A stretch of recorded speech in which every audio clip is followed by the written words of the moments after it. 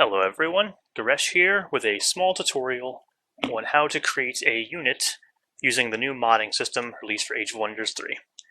I'm just going to cut right to the chase and show you how to make your own unit by using one that I'm using for my current mod right now. So, first thing you do is pull up the actual launcher, jump over to user content, and then load the package manager. From there you just go ahead and hit new and make a new package.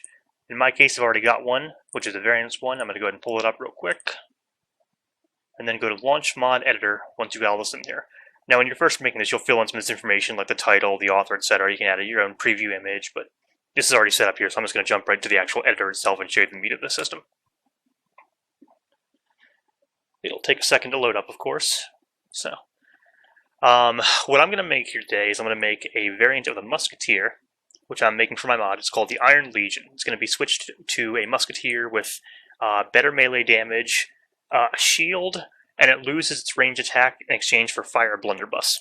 It'll be switched from Archer to Infantry, and I'm going to walk you through how to change the stats, how to change the animations, how to influence it to actually be buildable for a certain race. Okay, so we're in here now. So each one of these things here is a package. I'm going to walk you through how to open that real quick. So you open up Resource Pack, go to System, Packs, Title Packs, and this is where all the base packages are. In our case, we're going to be going to the Age of Wonders Units Imperator Pack. Actually, hang on a second, let me see if I can find it real quick. Here we go. This is the package we're going to be using since we're modifying Musketeers. So I've already got it open because, again, this is mod in progress, but that's where you would go to open it up. And then you jump over here to the Imperator window, and you can see that right here. So, first thing you're going to do is you're going to take the figure thing right here. This is actually, these figures here, what they are is they're basically the visuals, the animations, what kind of weapons they're using, stuff like that. So we're going to jump over to your Human Musketeer. Just copy that with Control-C. Copy down to here. Hang on a second. There we go. So we have a Human Musketeer copied. We're going to change that to Iron Legion. And that is the new figure we're going to use as the basis for this. So, going down here, there's a few things you need to change if you want to change up how they look. First thing you have here is you can change what they have equipped. So, if you zoom up here real quick, you can see he's holding a musket right there. So we're going to go into here, see where it says items. There's head item, left item, and right item. We're going to open up left item, expand that. We'll go to the Skin Imperator library there and change that over. We're actually going to jump over to the Elven library here because I like the look of their swords and shields. All right, Skin Elves. It'll pick the first thing, which in this case is the irregular. That's not what we're going to use. And we're going to switch over to Elven Shield. So we got the Elven Shield right there. Now you'll notice that it doesn't really animate properly because he's still got ranged animations. We're going to fix that in a second. But right now I've got the shield in the left hand. Now we're going to jump over here to the right hand. Again, scroll down to the Elves library. Pop that open. And we're going to take the Elven Sword. Now you can change the scaling on this using this scale thing right here. Now if you look right there, that's kind of large for him, so we're going to bump that down to 0.8 to make it a little bit more realistic for what he's carrying right there. Okay. Alright, so that's the first part right there. Now you jump over to components here real quick. There's some other things in here as well, like the material color, which allows you to change the colors of everything like that. I'm not going to mess with that right now, it's a little bit more advanced. You can change the model, of course, right there if you wanted to say, make it, a goblin musketeer or, something like that. There's all sorts of models you can pull up here, including horses for mounted things, stuff like that. But again, not going to go too much into detail on that right now. But you can see all the way down here, there's various other things you can modify. Anyway, so back over to components here. We're going to jump into the template resolver here.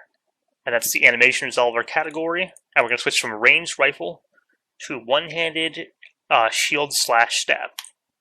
Now, click off for a second, then click back, and you see there now, he's actually got, he's in the right animation now. He's got it, prepared there to look like he's going to fight in melee.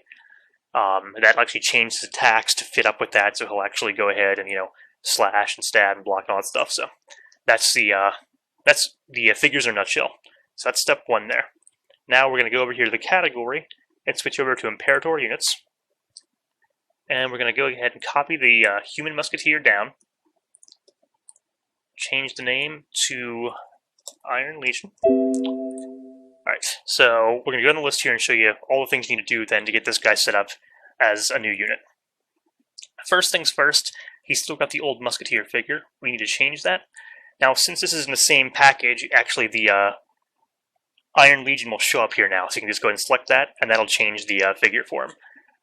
In this particular panel, it won't animate because that's not relevant to the core stats of the unit, but when you change that category right there to the Iron Legion, that'll actually make him animate properly. So make sure when you make a new unit, you change the figure to point at whatever your new figure you've made is. Alright, scrolling down a bit more. Icons here. That's something you probably won't mess with too much. You'll be using a base for this one, but if you want to make a custom icon, that's where you change it, is in the icons category. Okay, so this preferred ability link right here, let me expand that. Preferred ability link basically refers to the default ability that you will have. So in the case of musketeers, they default to firing.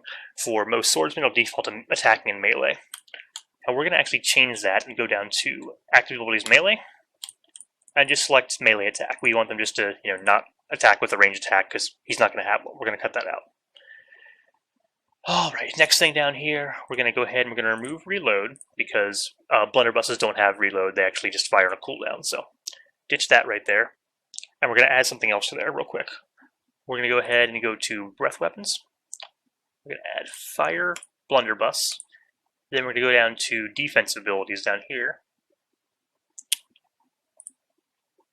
Going to add, hang on a second, I think it's defense abilities. One moment here while I track this down. Unfortunately, there are a lot of categories, and you sometimes forget where things are.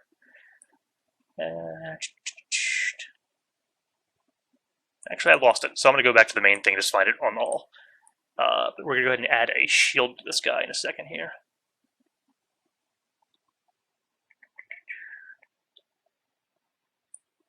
Shield property. There we go. So now he has fire blunderbuss and a shield. So those abilities will now show up on him just as regular. Alright, continuing down the list here. There's this thing here called requisites. Actually, one thing before I get to that. Required player property link has dreadnought skills, produce musketeer skills.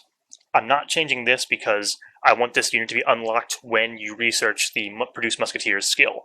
If you want to make a new unit that's dependent upon a skill, you'll actually have to go over into the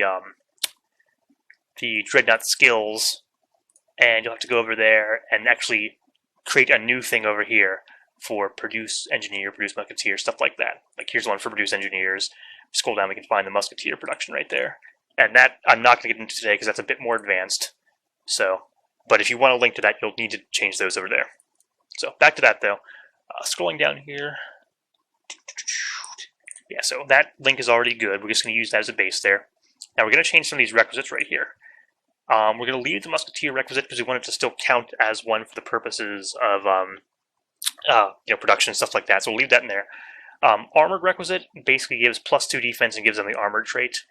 We're going to take the reloadable unit away though because again, he no longer has a reloading attack, so we'll ditch that. And just to expand on what these things are, the requisites are basically unit traits that are inherent. Things like, draconian, human, armored, things which affect attacks, affect how things interact, stuff like that. So a lot of traits like reloadable is a requisite, rapid decay is a requisite. These are like things that change the base unit more so than a property, and also change how they interact. So anything like, cavalry, mounted, irregular, these are all going to be in this category right here. So that's where all that is. So change that right there. Descriptions right here. This is where you basically change description for the unit. So I'm not going to cover this today because, to be honest, I actually haven't set it up yet because I'm still messing with the XLs right now. But I will cover this in a later video, and you can basically go ahead and create your own spreadsheet of unit descriptions and names, and then select them. In this case, change them to say this unit is a boat. We're not going to bother, but that's what these are. Description name and or screen name and screen description are where you change those using an XML file. All right, scrolling further down here, now we're in the bulk of it. This is where defenses, base damage are, all the real combat stats. So, since this is a melee unit, we're going to bump the defense up to 10. Hit points will bump up to 50. And base damage, we're going to bump up to 11, which is on par with a Tier 1 Swordsman. It's probably a little bit stronger than the base Musketeer, but, you know, we'll see how it pans out when I actually balance it out. Alright. And then the last thing we're going to change, we're going to change him from an Archer to an Infantry type. And there you have it. Right there, we've changed the base stats of the unit, created a new model for it, done all that, and now we have a figure right there. The only other thing we need to change now is to make sure this is actually buildable in a town. So for that, we're going to jump over to Settings, go over to Imperator Goblin. This is the class link data right here. And we're going to add Human Iron Legion to that. This right here, this linkage system, means that now what you'll have is that you can build it in a town, in a human town, if you have the right buildings and the resources and the skill researched. Without that, you can make the unit, but it won't be buildable in towns. You have to actually change this in game. So just run down again, sum up a bit here real quick. You go to entities right here. You'll make a new figure. Change the animations if you want to over here. Change the models, etc., etc. Change the items. Change the animations and components. Go through all that. Then jump over to units. Create the new unit. Link it using the figure link right there. And then once all those stats are done, you jump over to settings and then add it to the class link data right there. And that's how you make a new unit. Hopefully this has been helpful to you guys. I will have more videos here shortly, but this will be the first of many. If you have any questions, feel free to message me on the forums or add me on Steam. My Steam tag is Jimmy's Garesh. I will write that out for you real quick right here. That right there is my Steam name. Add me if you have any questions. And with that, good luck on your modding.